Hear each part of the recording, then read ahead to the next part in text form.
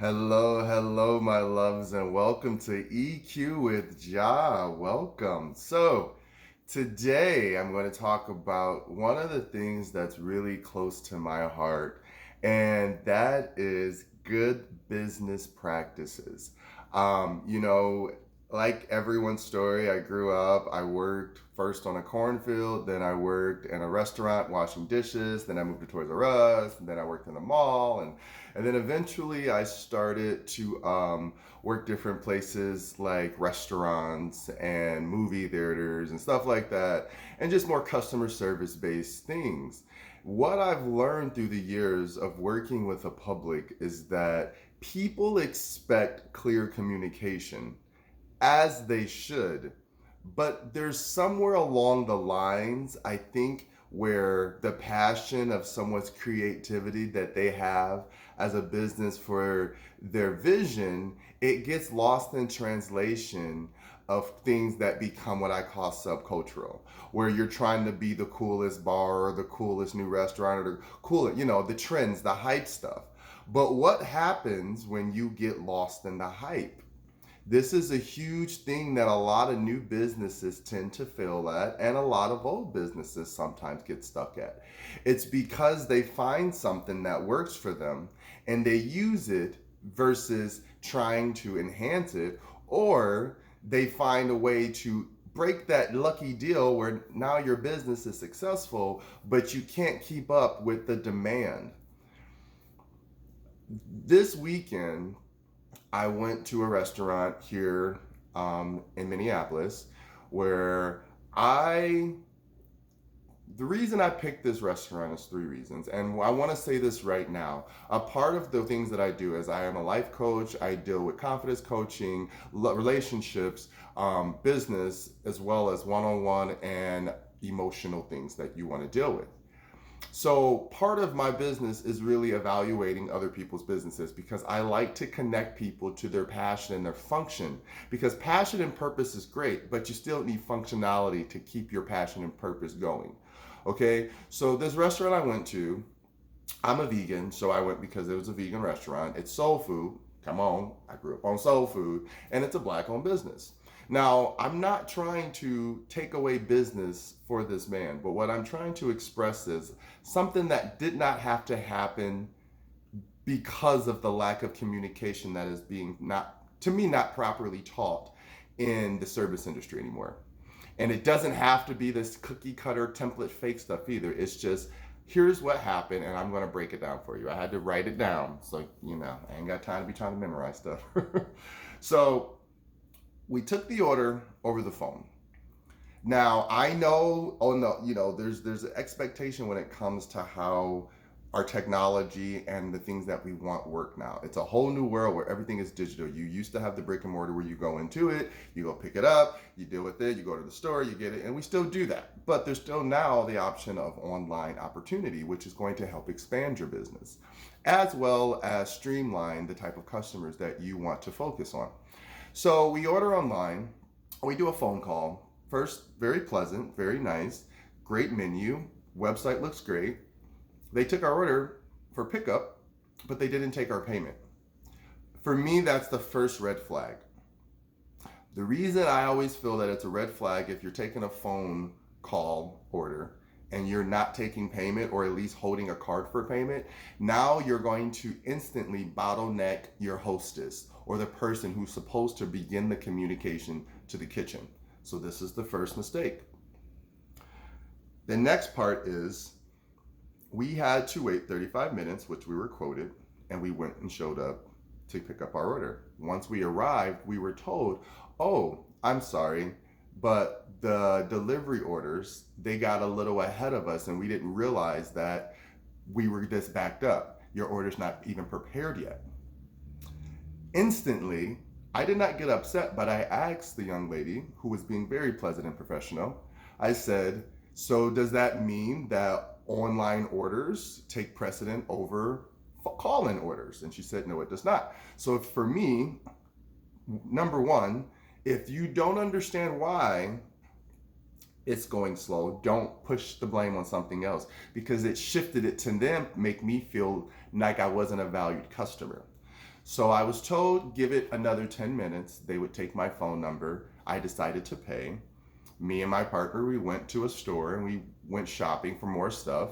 Mind you, I drove here, so I've already drove down expecting my food after 5 o'clock when I got off work. And when I put in my order to go pick it up, it wasn't ready. So now I've taken an hour out of my day for an order that should have taken 35 minutes.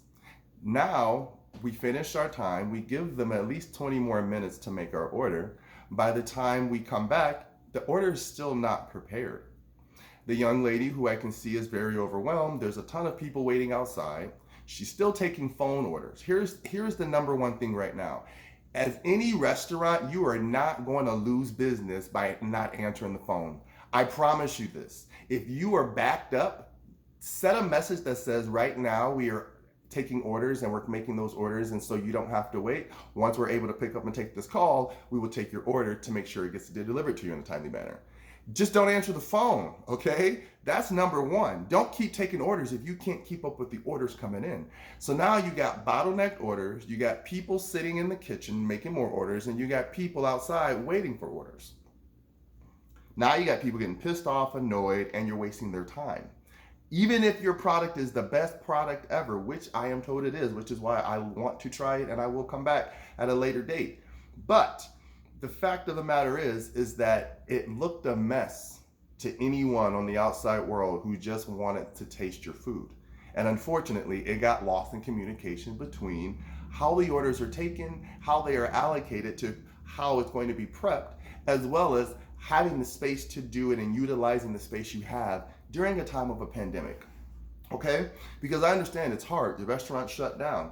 But there's ways to utilize that extra space.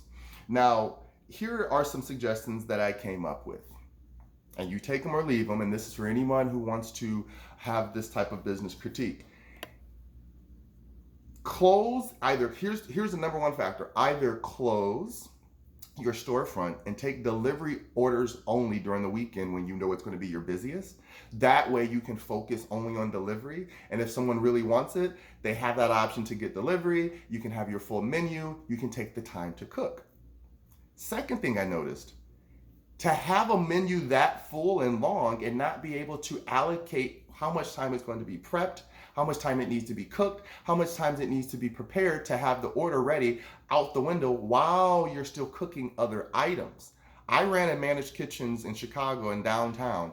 I understand what it means to have just a rotating table and a lot of people coming in and a lot of traffic. I was running a bar, I was running the front of the house, I was running the back of the house. So I understand what it means to run the tickets. If you've got something that needs cook time, okay? I used to tell people when I was a server, all right, you want a chicken, a half chicken? It's gonna take 30 minutes for that to cook, in addition to the other items. Are you okay with that? If you understand to give somebody that option to understand what they're choosing is going to take time, then they will probably appreciate it more and they'll appreciate the communication. So I found and I noticed that what was happening, in my opinion, is there was too much food being made in a short period of time and you weren't able to keep up with the orders. And because of that, it got bottlenecked, which then affected your customer service, which is the most important thing. Customer service is free publicity. Free publicity. I am not one to ever get upset, but because I really want this business to succeed, because I am a vegan, because it is Black owned, because it is local, I want to support it and I want us as local business owners to do better. And this is the opportunity to step up to that. So here are the 3 suggestions that I actually came up with me and my partner who's experienced this. 1, have a separate kitchen that is strictly for deliveries. So that way the staff never has to interact with any walk-ins, walk-ups, or phone orders. That's like the front of the house of the restaurant, right? Back of the house, have one dedicated strictly to orders. Burger King, McDonald's, they get that a long time ago. Come on, look at how some of these chain restaurants are chains for a reason. They have a purpose for just delivery. They have people just for the front. Find a way to streamline it. I swear it will help your business more. Now, if you want to, I personally think that you need to take orders directly over the phone, and then when you get the call, and then when you take the order over the phone, get the payment.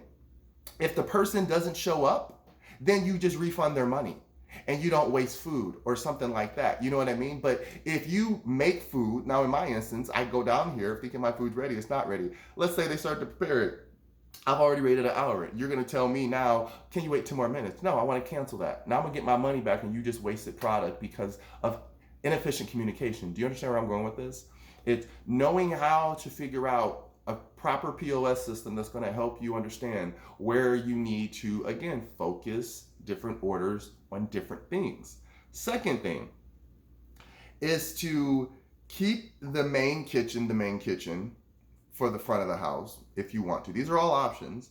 And then choose to rent out a secondary kitchen space. This way, you can literally dedicate that secondary kitchen space to only deliveries and for a future income stream, catering.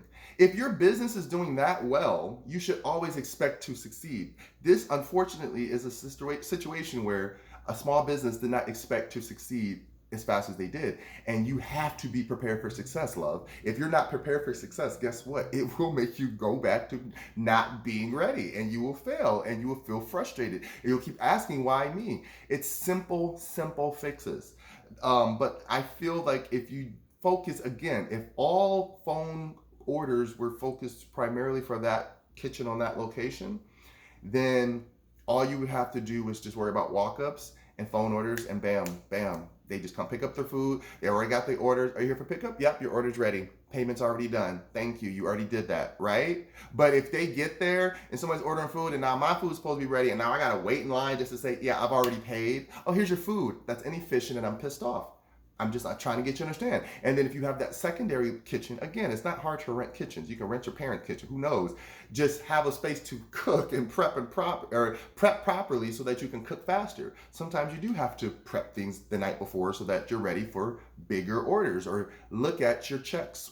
How many of these items? Sit down and itemize your things. How often is this item used? It's used in this product, this product, this product. So you should have a full stock of this. There should be no reason to run out of food. If you know that your most popular item uses buns, be stocked up on bread orders and have it coming weekly because you know you're going to go through it. Don't worry about it going bad. This ain't your house. You have to know that you're going to have business. You're going to lose some and win some. But the winning is more important than the losing. The third item is make a smaller menu for the weekend when you know you will get busy. Or do a rotating menu throughout the week so that people still feel like they can get your food. People do it all the time, like Pizza Monday, special this, special that. Do specials. It will help you. And it will also help take the stress off of a small crew. Because then you don't have to feel like you're being waitlisted for something. But you want to make sure, again, that you understand a lot of items is great, but if it's overwhelming and it's taken away from business, then pull it back some. Do seasonal menus, right? Let people look forward to something. That's one option as well. The other and fourth last thing is, if a wait time, to me, if the wait time is not adding up to the time the food is being prepped, that means that you're not having proper communication between your front of the house and back of the house. And as a manager at the previous jobs, being that mouthpiece and being that person that holds it together, that is your job. If you are the owner who is on the grounds, then you need to be the person out there saying, okay, back of the house, front of the house, we have this many people coming. We got 5 orders in the last 20 minutes. Oh no, we got 5 orders in the last let's say 10 minutes, right? If you got 5 orders in the last 10 minutes, that means you literally need to add 10 minutes onto each order. So if that person says, okay, well, your order's gonna be ready in 5 minutes, your order's gonna be ready in 30 minutes, your order's gonna be ready in 40, whatever, you know what I mean? Because then the person understands that I gotta wait for this. But if their food gets done before the time you said, guess what? They're happy. Oh, wow, I didn't even expect it to be ready, even though it was the same amount of time. You didn't lose no time or gain no time, but it's all about the way you communicate it. Again, I want you to succeed. I want all businesses to succeed, but you have to learn how to communicate with the customer because we are the ones who are keeping your business afloat. All right? Pay attention. It's simple communication, and never allow someone to over apologize for your business's mistakes. I love the girl who was the host. She did a great job, but she was apologizing too much. I'm so sorry. I'm sorry.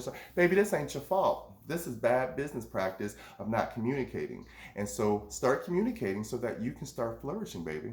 All right. I love you guys. Always check me out on my social media websites, as well as my main website, episode.org. You can find my blogs as well as more videos. Thank you guys. I love you as always. Besos. Mwah.